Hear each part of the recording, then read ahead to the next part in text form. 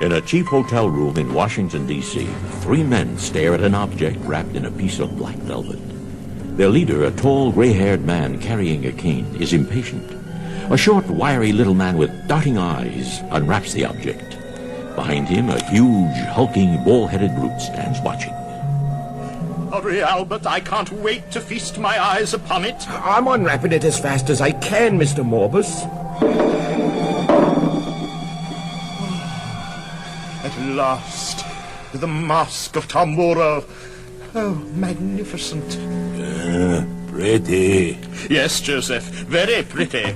A golden mask encrusted with precious jewels. Them jewels will bring a fortune after we've melted her down. Melted it down? Albert, you idiot. The mask of Tamburo is one of the world's great art treasures. The gold and gems of which it's made are the least valuable elements. The workmanship and artistry are priceless. Of course we won't melt it down. Oh, then why did we steal it, Mr. Morbus? We were hired to steal it by a foreign power, my dear Albert. I don't understand. The mask is here as part of the exhibit of art from the emerging African nations. Its theft here in Washington will make America look very bad indeed. But that's not all. What do you mean, Mr. Morbus? I intend to keep the mask and hold it for ransom by the highest bidder. Ain't that a bit chancy with all them foreign blokes around? I think not. They wouldn't dare to expose me or try to get the mask from me by force. Too risky. Besides, we have Joseph guarding the mask. Joseph guard mask.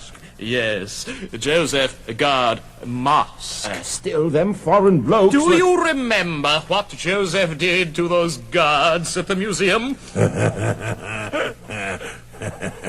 Oh, I'd rather not. That big oak gives me the shivers. As indeed he should. Come, gentlemen, we'll retire to my estate to await developments. Meanwhile, news of the theft of the Mask of Tamburo has reached Oscar Golden. He sits examining a sheaf of files on his desk. Come in. Oh, Jamie, I'm glad to see you.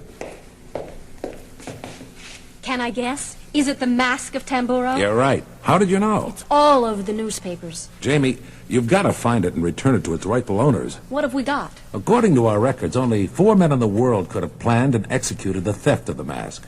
1 is safely in prison, and 2 others are definitely out of the country. Who does that leave? Frederick Morbus. Morbus? Uh-huh. But isn't he a famous art dealer? Yes, and the cleverest jewel thief in North America. Too clever to have ever been caught. Sounds like a tough customer. How do we get to him? Fortunately, Morbus has a weak spot. You see, he's a firm believer in psychic phenomena. You mean spirits and mediums and all that stuff? Exactly. Morbus was very attached to his younger brother, who was killed in an auto accident a few years ago. He spent a fortune trying to reach his dead brother through various mediums. And I'm going to be a new medium who'll help him reach his brother's spirit. Right. There's a seance set for tonight. I've arranged for you to take the place of Jane Reynolds, the medium scheduled for the evening. So tonight I'm Jane Reynolds. I hope the spirits don't tell on me. That evening, the Bionic Woman pulled up before the door of Frederick Morbus' large, luxurious house.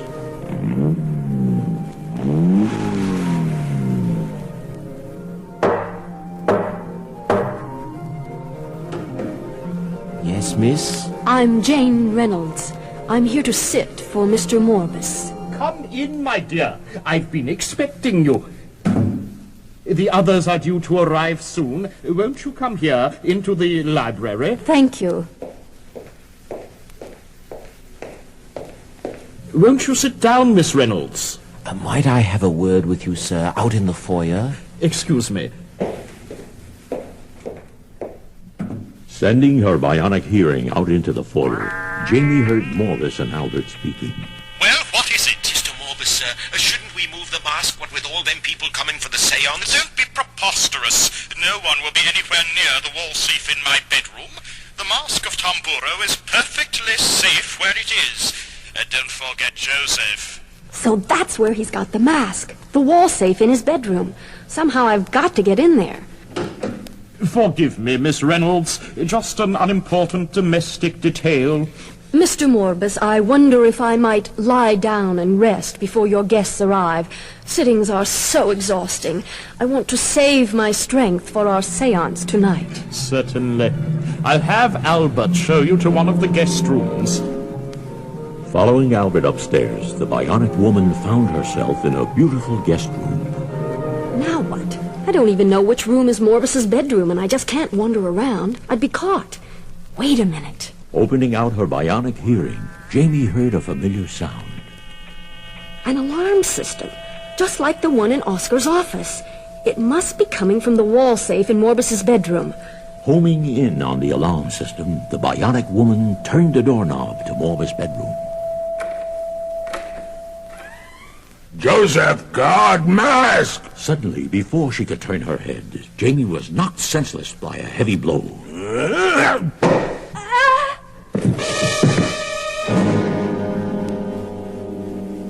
When she came to, the Bionic Woman's hands and feet were bound. You must be losing your touch, Joseph. The lady's conscious already. Check her ropes. They're nice and snug, Mr. Morbus. So, Miss Reynolds, if that is your name, you weren't psychic enough to know that Joseph was guarding my safe, were you? Maybe not, but I know the mask of Tamburo is inside it. We'll just check that out, shall we? Morbus disconnected the alarm system and opened the safe. He took the mask from its black velvet wrappings. Take a good look, Miss Reynolds. It will be the last thing you will ever see. Kill her, Joseph! Kill! In that instant, the Bionic Woman snapped the heavy ropes that held her. She turned on the murderous Joseph, lifted him high in the air, and...